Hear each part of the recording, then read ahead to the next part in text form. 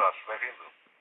Boa noite, Boa noite. Sr. Oscar Daniel, como está? Tudo bem, obrigado. É uma enorme honra estar presente no programa. Eu sou um ouvinte atento, principalmente aos fins de semana, que é quando eu posso estar em Portugal. E deixe-me dar-lhe os parabéns pelo seu programa. Muito e obrigado. espero que continue por muitos longos anos na Rádio Renascença. Muito obrigado. E isso significa que, Jorge, estas diferenças de horas para si é uma coisa comum, porque faz por aí a viagem para fora de Portugal, por essa Europa fora, já encontra horas diferentes, não é? Exatamente. Eu trabalho muito, principalmente no estrangeiro, não é? Efetivamente, utilizo vários fusos horários muito diferentes e, felizmente, não tenho sentido dificuldade na adaptação das mesmas. É claro que considero essencial, no mínimo, conseguir ter a capacidade ou ter o tempo e a disponibilidade de dormir 6 horas. 6 é o suficiente. 6 horas, no mínimo, exatamente. No mínimo 6 horas. Obviamente, muitas das vezes consigo ter essas 6 horas de sono exclusivamente no avião e outras vezes consigo ter no hotel, não é? Mas no mínimo 6 horas eu penso que é o ideal para conseguirmos estar bem, digamos. Pode dizer-se que esse é o seu truque para enfrentar o jet lag. Exatamente.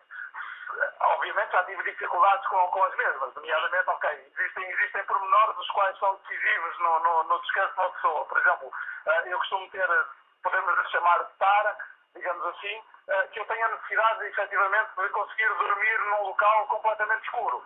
É esse o meu truque, digamos assim.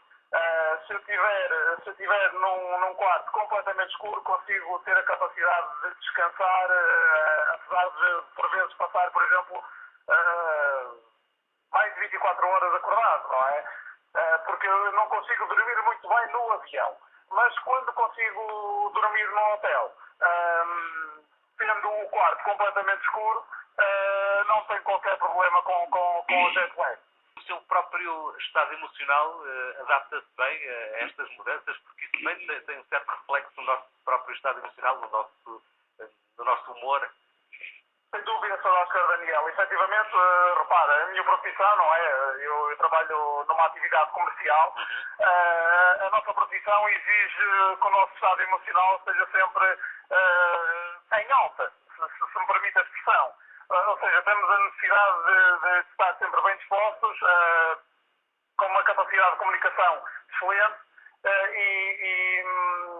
é uma exigência, digamos assim. Muitas das vezes podemos estar mais cansados, menos cansados, mais bem dispostos ou nem por isso, mas existe a necessidade de criar uma personagem, digamos assim, no sentido de estarmos à altura da nossa profissão, sem dúvida. É um desafio, portanto, para si interessante.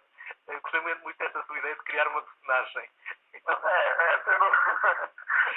Existe essa necessidade, Sr. Oscar Daniel. Porque isso até traz alguma arte ao lado artístico à sua profissão, não é? Ora, nem mais. E as vendas, digamos assim, é um teatro, não é? É um teatro.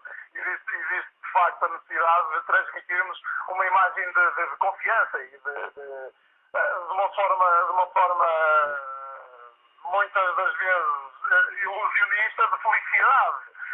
Porque o cliente tem que ter confiança no que está a comprar. E por vezes, se temos uma noite mal dormida, se temos uma noite. Se estamos a sentir efetivamente a diferença do horário, a diferença da cultura, temos a necessidade de criar uma personagem no sentido de transmitirmos muita confiança ao nosso cliente.